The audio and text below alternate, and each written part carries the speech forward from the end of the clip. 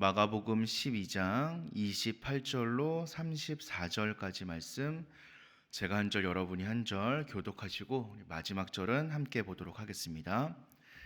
28절입니다. 서기관 중 한 사람이 그들의 변론하는 것을 듣고 예수께서 잘 대답하신 줄을 알고 나와 묻되 모든 계명 중에 첫째가 무엇이니까?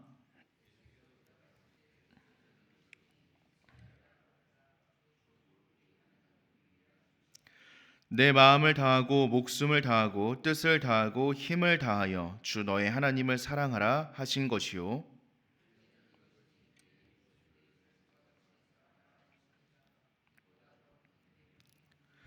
서기관이 이르되 선생님이여 올소이다. 하나님은 한 분이시요 그 외에 다른 이가 없다 하신 말씀이 참이니이다.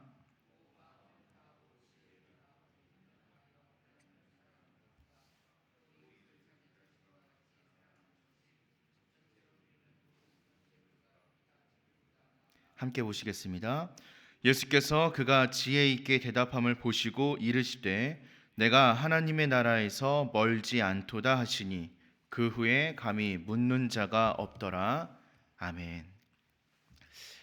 세상의 모든 것에는 그것이 만들어진 의도가 있습니다. 또 그것을 사용해야 하는 취지도 있습니다. 그래서 우리가 이 의도와 취지를 알지 못하고 어떤 물건을 사용하거나 행동을 하면 이 원래 목적과 다른 모양으로 쓰이게 될 경우가 많이 있습니다. 유대인들이 지켰던 수많은 율법, 계명도 하나님께서 어떤 목적을 가지고 그들에게 내어주신 것이었습니다.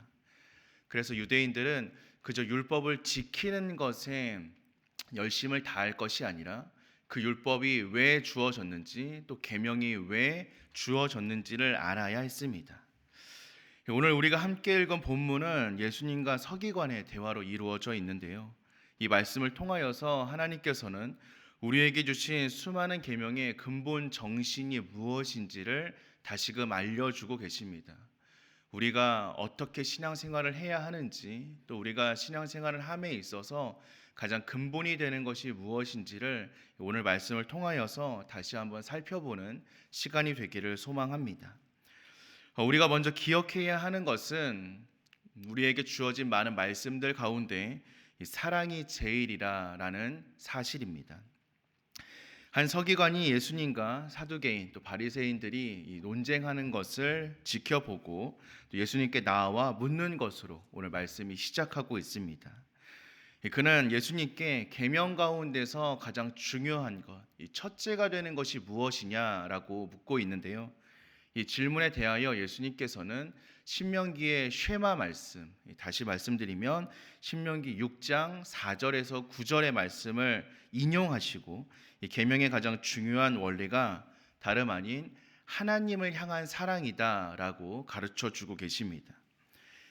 사람이 창조된 목적, 또 사람이 존재되는 이유 가운데 가장 중요한 것은 다름이 아니라 바로 하나님을 사랑하는 것입니다. 사람은 자신의 영광이 아니라 하나님의 영광을 위하여 지음을 받았고 또 하나님의 영광을 찬양하기 위하여 이 땅을 살아가고 있음을 우리는 꼭 기억해야 할 것입니다. 이사야 43장 21절의 말씀인데요. 이 백성은 내가 나를 위하여 지었나니 나를 찬송하게 하려 함이니라. 아멘. 하나님께서는 인간의 목적이 무엇인지를 정확하게 말씀해 주고 계십니다. 그렇게 사람은 하나님과의 관계를 떠나서는 한순간도 살아갈 수가 없습니다. 사람이 창조주이신 하나님을 사랑하는 것, 그리고 그분을 경외하는 것은 우리에게 너무나 중요한 계명인 동시에 우리에게 너무나 당연한 것입니다. 하나님을 사랑하는 것은 우리의 모든 생애를 바쳐서 전심전력으로 추구해야 하는 우리의 삶의 방향인 줄로 믿습니다. 예수님께서는 이렇듯 우리가 하나님을 사랑해야 한다라는 너무나 당연하고 중요한 계명을 우리에게 알려주시고 이어서 31절의 말씀을 통하여 이웃에 대한 사랑도 언급하고 계십니다. 사람은 세상을 살아가면서 혼자 살아가지 않습니다. 수많은 사람들과의 상호 관계 가운데에서 살아가고 있습니다.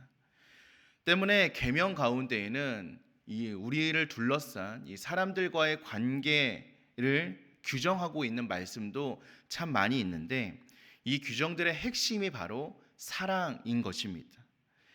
이 바울도 사람에게 사랑이 없다면 우리가 아무리 많은 계명을 지키고 우리가 아무리 능력 있는 모습을 보인다 할지라도 그 모든 것이 그저 소리나는 구리와 울리는 꽹과리에 불과하고 아무것도 아니다라고 이야기한 적이 있습니다. 우리가 가지고 붙잡고 살아가야 하는 이 신앙의 출발점, 그리고 신앙의 목적지는 모두 사랑이어야 합니다. 하나님을 향한 믿음은 하나님을 향한 사랑으로 드러나야 되고, 이는 이웃을 향한 사랑으로 열매 맺어야 합니다. 이 이유는 하나님께서 우리에게 주신 모든 계명과 모든 원칙과 모든 말씀의 원리가 바로 사랑이기 때문입니다. 그러니 서로 사랑하며 살아가는 저와 여러분 되시기를 소망합니다.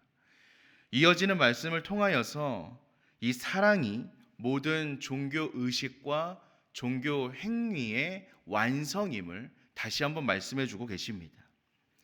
이 질문을 던졌던 서기관은 예수님의 대답을 듣고 맞장구를 치고 있습니다.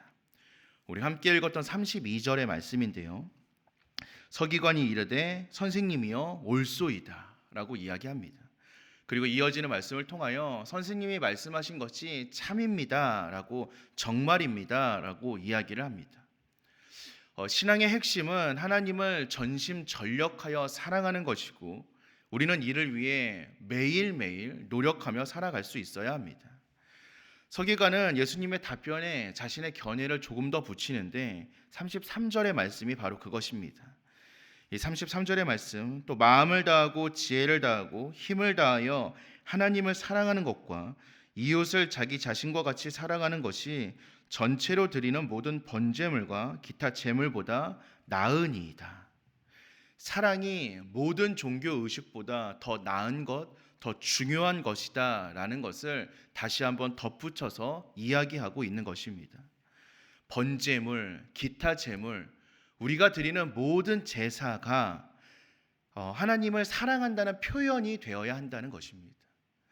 만약에 사랑이 없다면 우리가 아무리 좋은 것을 드린다 할지라도, 아무리 귀한 것을 드린다 할지라도, 우리가 아무리 많은 번제물과 또 제물을 드린다 할지라도 그것은 그저 헛된 형식에 불과하다라는 것이 바로 이 서기관의 이야기에서 우리가 붙잡을 수 있는 교훈입니다. 모든 제물보다, 모든 제사보다 사랑이 더 낫다, 더 중요하다. 하나님께 드리는 모든 번제물과 모든 제물, 또 모든 제사와 모든 종교 의식은 하나님을 향한 참된 사랑이 전제되고 수반되었을 때 비로소 진정한 의미를 가질 수 있습니다. 우리는 어떠한 마음으로 하나님께 예배하고 있습니까? 우리는 어떠한 마음으로 이 예배의 자리에 나아오고 있습니까? 우리가 이 예배당을 찾는 발걸음 가운데 하나님을 향한 진정한 사랑이 없다면 이 예배도 한낱 종교 의식에 불과할 수밖에 없다라는 것입니다. 수많은 예배를 드린다 할지라도, 또 수많은 기도를 드린다 할지라도, 우리가 아무리 하나님 앞에 엎드린다 할지라도 우리의 행위보다 더 중요한 것은 우리가 어떠한 마음으로 하나님 앞에 나와 왔는가 하는 사실입니다. 우리 안에 정말 하나님을 향한 사랑이 있습니까? 이 사랑이 있을 때 우리의 예배가 참된 예배가 될 수 있고, 이 사랑이 있을 때 우리가 하나님 앞에서 하는 모든 삶이 종교 의식이 아닌 신앙이 될 수 있는 것입니다. 예수님은 서기관의 대답을 듣고 하나님의 나라에서 그가 멀지 않다라고 칭찬해 주고 계십니다. 서기관에게는 하나님의 사랑을 향한, 말씀의 진리를 향한 순수한 사모함이 있었기 때문입니다. 이 서기관보다 훨씬 더 좋은 신앙의 그 종교의 행위를 보여주었던, 그리고 또 율법을 지켰던 바리새인들과 사두개인들은 어떠했습니까?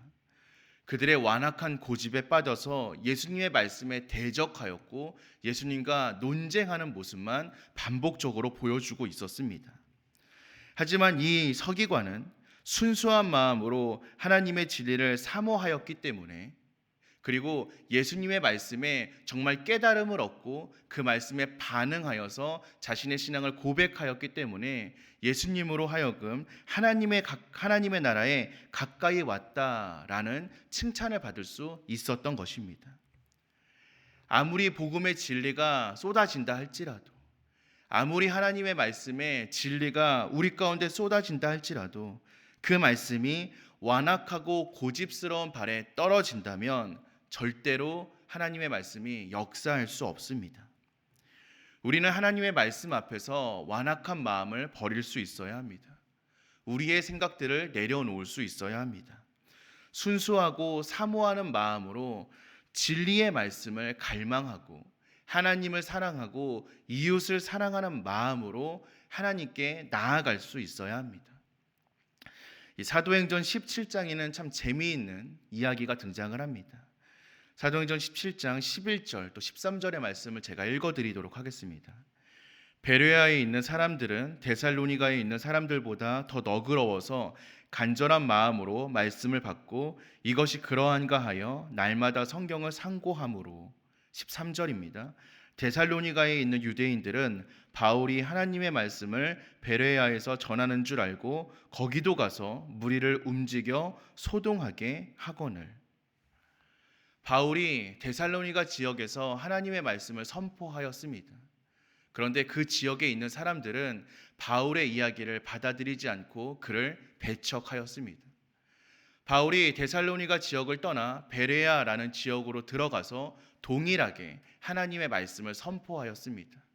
그랬더니 그곳에 있는 사람들은 그 말씀을 마음으로 받아들이고 간절한 마음으로 말씀을 받고 그것이 정말인가 성경을 상고하며 하나님의 역사를 경험하였습니다.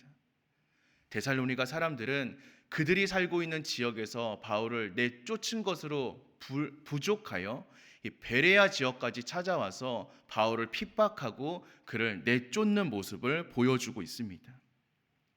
베레아에 있는 사람들에게 왜 데살로니가에 있는 사람들보다 더 놀라운 하나님의 역사가 있었겠습니까? 말씀은 그 이유를 말씀을 받는 자들의 자세를 설명함으로 이야기하고 있습니다. 간절한 마음으로 말씀을 받고 그것을 날마다 상고했다. 성경은 베레아 사람들의 말씀을 받는 자세가 어떠했는지 다시 한번 이야기하고 있습니다. 우리는 말씀을 마주하며 어떠한 자세를 가지고 있습니까? 우리는 말씀을 마주하며 어떠한 마음을 품고 있습니까? 우리에겐 정말 말씀을 향한 간절한 마음이 있습니까? 또 그것이 정말 그러한가 하여 날마다 성경을 상고하는 자세를 가지고 있습니까? 혹여 말씀을 향한 순수한 마음을 잃어버린 채, 말씀을 사모하는 마음을 잃어버린 채 그저 하나님이 왜 내 삶에 역사하지 않는가를 한탄하고 있지는 않습니까? 우리가 정말로 하나님의 말씀의 능력을 의지한다면, 하나님의 살아계심이 우리의 삶 가운데 역사하기를 소망한다면 우리가 말씀을 간절한 마음으로 대해야 할 것이며 날마다 말씀을 상고하는 삶의 자세를 소유해야 할 줄로 믿습니다. 우리가 보여드려야 하는 어떠한 종교적 의식보다 더 중요한 것은 하나님을 사랑하는 마음과 이웃을 사랑하는 마음이라고 성경은 우리에게 끊임없이 이야기하고 있습니다. 하나님께서 우리에게 주신 계명은 결국 하나님을 향한 사랑을 실천하기 위하여서 만들어진 것임을 우리는 다시 한번 기억할 수 있어야 합니다. 우리는 지금 계명 자체에 집중하고 있습니까? 아니면 계명의 정신에 집중하고 있습니까? 우리는 왜 말씀대로 살아가기 위하여 발버둥 치고 있으며 왜 말씀대로 살게 해달라고 기도하고 있습니까? 그저 말씀대로 살아가는 것이 중요한 것이 아니라 우리가 왜 말씀대로 살아야 하는지를 깨닫는 것이 더 중요한 줄로 믿습니다. 우리가 말씀대로 살아야 하는 이유는 그것이 하나님을 사랑하는 것이 우리의 삶에 발현될 수 있는 방법이기 때문입니다. 그저 예배를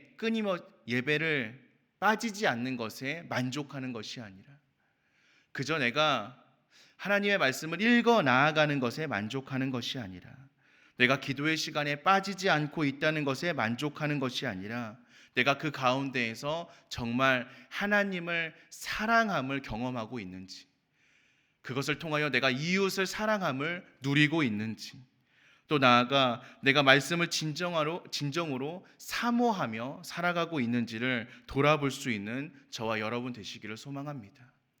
우리의 삶에 그 사랑이 회복될 때 비로소 하나님의 나라가 가까이 있다, 예수님의 칭찬을 듣는 저와 여러분이 될 줄로 믿습니다.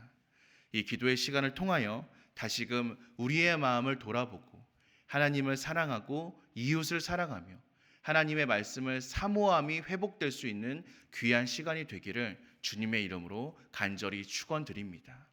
우리 함께 기도하겠습니다.